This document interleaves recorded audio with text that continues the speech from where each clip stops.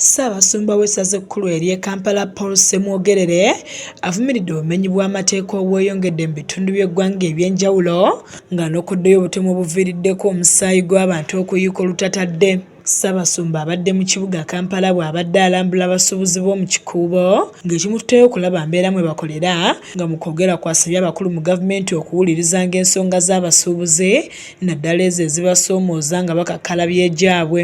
Abali no kwanga manje nino kwasirizi naye sebo okisana kidoka naye nobera na mwasirizi abana lokolo boka kati nawo soti basatu bana balamba bali ambibwa lugambe banyafa basisi naye ndo wena mwasirizi obodi awo nanga indigendawo temanya nawo liberawo sagala kuswagaliza muzega zetwala kitagenda na lokolo ne kijja kulizine kitu.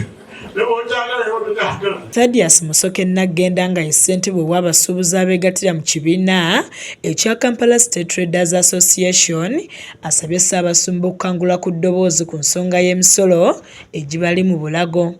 Kimanyi nti emisolo mingi ate ogenda okwesanga tubadde nnyo n'entalo n'ebitongole eby'emisolo kati ogenda okwesanga nti kuno omukisa kubeera kwa ttendo ate ekituufu kiri nti bizinensi zonna buli lw'ozitambuliza mu Mukama Katonda bubeera buwanguzi bwereere.